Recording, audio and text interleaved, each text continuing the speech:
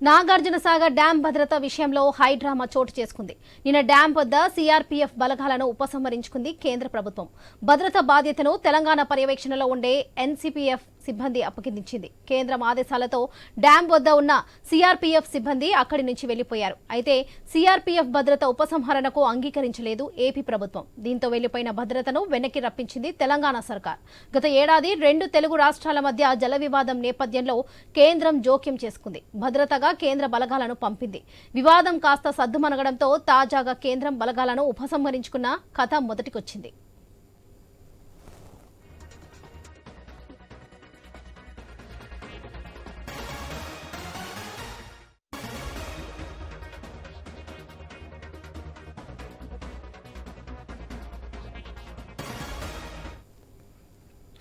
Nagarjunasagar dam భద్రత విషయంలో high drama చోటు చేసుకుంది. నిన్న డ్యాం వద్ద సీఆర్పీఎఫ్ బలగాలను ఉపసంహరించుకుంది కేంద్ర ప్రభుత్వం. భద్రత బాధ్యతను తెలంగాణ పర్యవేక్షణలో ఉండే ఎన్సీఎఫ్ సిబ్బందికి అప్పగించింది. కేంద్ర ఆదేశాలతో డ్యాం వద్ద ఉన్న సీఆర్పీఎఫ్ సిబ్బంది అక్కడి నుంచి వెళ్లిపోయారు. అయితే సీఆర్పీఎఫ్ భద్రత ఉపసంహరణకు అంగీకరించలేదు ఏపీ ప్రభుత్వం. దీంతో వెళ్లిపోయిన భద్రతను వెనక్కి రప్పించింది తెలంగాణ సర్కార్. గత ఏడాది 2 తెలుగు రాష్ట్రాల మధ్య జల వివాదం నేపథ్యంలో కేంద్రం జోక్యం చేసుకుంది. భద్రతగా కేంద్ర బలగాలను పంపింది. వివాదం కాస్త సద్దుమణగడంతో తాజాగా కేంద్రం బలగాలను ఉపసంహరించుకున్న కథ మొదటికొచ్చింది. ఇక ఇదే విషయానికి సంబంధించి మరిన్ని అప్డేట్స్ మా ప్రతినిధి కిరణ్ అందిస్తారు. కిరణ్, చెప్పండి.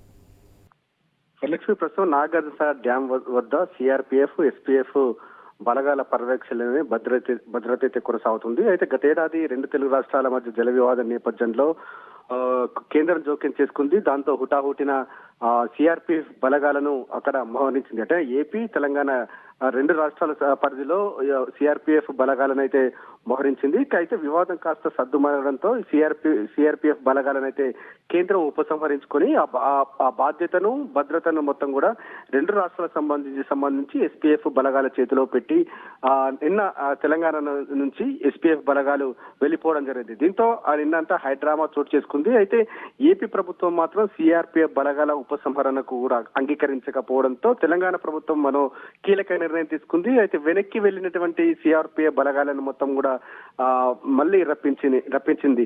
అయితే ప్రస్తుతం అయితే ఇటు ఏపీ, తెలంగాణ రెండు రాష్ట్రాలకు సంబంధించి అటు సిఆర్పీఎఫ్, ఎస్పీఎఫ్, ఇటు సిఆర్పీఎఫ్, ఎస్పీఎఫ్ బలగాల పర్యవేక్షణలోనే భద్రత అయితే కొనసాగుతుంది. అయితే సరిగ్గా 30 ఏళ్ల క్రితం అక్కడ సిఆర్పీఎఫ్ గానీ, ఎస్పీఎఫ్ గానీ బలగాల భద్రత లేకుండా ఉండేది. డ్యాం నుంచి అటు ఇటు వాహనాలు కూడా డ్యాం పై నుంచి కూడా వాహనాలు నడిచాయి. అయితే 30 ఏళ్ల క్రితం సికింద్రాబాద్ బాంబు పేలుళ్ల తర్వాత ఉగ్రవాదులు హెచ్చరికలు జారీ చేశారు. నాగార్జునసాగర్ డ్యాం ను కూడా పేల్చేస్తామంటూ కూడా ఉగ్రవాదులు హెచ్చరికలు జారీ చేసినటువంటి నేపథ్యంలో ఇటు అప్పటి ఉమ్మడి ఆంధ్రప్రదేశ్ ప్రభుత్వం ఎస్పీఎఫ్ బలగాల భద్రతను అయితే నిర్వహించింది. 24/7 అటు ఏపీ పరిధిలో కావచ్చు, ఇటు తెలంగాణ పరిధిలో కావచ్చు, ఈ ఎస్పీఎఫ్ బలగాల భద్రతను అయితే కట్టుదిట్టంగా చేసినటువంటి పరిస్థితి అయితే ఉంది. అయితే తాజాగా ఏడాది క్రితం మాత్రం 2 తెలుగు రాష్ట్రాల జల వివాదం నేపథ్యంలోనే సిఆర్పీఎఫ్ అంటే కేంద్ర బలగాలను అయితే కేంద్రం దింపింది.